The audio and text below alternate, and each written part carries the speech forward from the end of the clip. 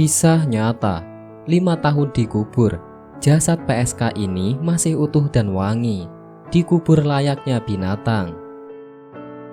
Seluruh warga kampung sudah muak dengan tingkah pola Mawar. Ya, Mawar Lia Amelia, si pelacur. Ia hanya dianggap sebagai biang kesialan di kampung. Tidak ada saudara yang bisa membujuk Mawar untuk kembali ke jalan yang benar, karena Mawar tidak pernah mau mengubrisnya. Sebenarnya Mawar anak yang baik, hanya karena disakiti pacarnya yang menjadikan ia nekat terjun ke dalam lembah hitam. Mawar masih terus bergulat dengan laki-laki manapun. Dari orang kantoran sampai kuli bangunan ia layani. Mereka bebas menikmati tubuhnya yang indah, asalkan memiliki uang. Seorang kawannya menunjukkan jalan terbaik, melampiaskan dendam Mawar pada laki-laki, pada keadaan yang kejam terhadapnya. Hari-harinya dilalui dalam pelukan laki-laki yang berbeda-beda, silih berganti. Bertahun sudah waktu berlalu, Mawar terjangkit penyakit kronis. Tidak seorang pun kawan, saudara, atau tetangga desa yang peduli padanya, apalagi menengok melihat sakitnya. Bahkan ketika meninggal pun dianggap biasa saja. Layaknya kematian binatang, Mawar tidak dikuburkan dengan layak. Orang kampungnya memang termasuk kolot. Jasadnya saja tidak boleh dikuburkan di pemakaman desa. Terkuburlah Mawar, sang pelacur, pada suatu tempat di tanah kosong. Dia dikuburkan ala kadarnya oleh seorang teman dekat sesama pelacur. Dian meratapi kematian Mawar seorang diri. 5 tahun sudah waktu itu berlalu dari saat itu. Saat penguburan Mawar, tidak ada seorang pun yang mengenang Mawar. Mawar hanyalah salah satu potret yang harus dirobek dari sejarah kampung, dari riwayat kampung yang teramat kolot, yang masih menganggap kesalahan fatal adalah hukuman seumur hidup bagi si pelaku, apalagi bagi seorang Mawar yang tidak berdaya apa-apa. 5 bulan yang lalu kampung itu pun geger. Kampung di mana Mawar terkubur begitu saja, tanpa tata cara, tanpa ritual. Sebuah proyek besar pembuatan jalan tol kebetulan melewati kampung tersebut, juga melewati kuburan Mawar.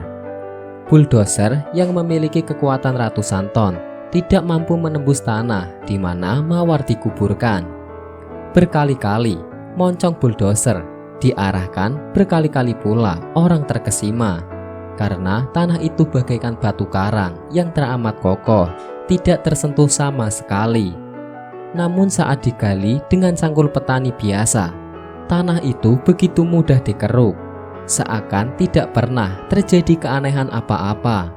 Semua mata terbelalak menyaksikan jasad yang masih membujur dengan kondisi tubuh yang kelihatan segar, tidak seperti layaknya mayat yang sudah terkubur 5 tahun lamanya.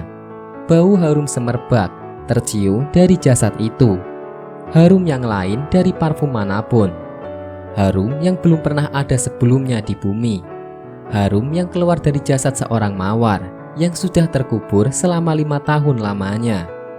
Teman saya kebetulan sebagai mandor di situ ikut kaget dan bingung juga. Semua warga gempar. Oleh penduduk dilacaklah keberadaan si jasad. Dari teman almarhum Mawar yang masih menjalankan profesinya sebagai pelacur, terungkap bahwa dia sudah bertobat 1 tahun sebelum meninggal. Dia tidak menceritakan taubatnya itu kepada siapapun, termasuk kepada saya, ujar Dian, teman dekat Mawar Lia Amelia. Sebenarnya 1 tahun sebelum kematiannya, Mawar sudah bertobat. Tapi taubat itu tidak pernah Mawar ungkap kepada siapapun, termasuk kepada teman akrabnya. Semua Mawar curahkan pada buku hariannya, tertulis lengkap. Mawar berusaha menjalankan semua perintahnya, dari yang wajib dan yang sunnah. Bahkan semua yang sunnah dia kerjakan. Mawar menjalankannya dengan ikhlas. Buku harian itulah saksi utama semua ratapan dan cerita penyesalan seorang Mawar, seorang pelacur yang bertobat dengan diam-diam. Semua mata berkaca-kaca terlihat begitu sedih dengan roman penyesalan yang jelas tergambar. Hari itu pemakaman Mawar, pemakaman kembali seorang bekas pelacur yang pernah terhina begitu rupa. Setelah terkubur 5 tahun, Mawar dimakamkan kembali dengan layak. Dimakamkan selayaknya pemakaman seorang manusia biasa, diiringi doa-doa dan ratap penyesalan dari saudara dan warga kampung. Wallahu a'lam bishawab.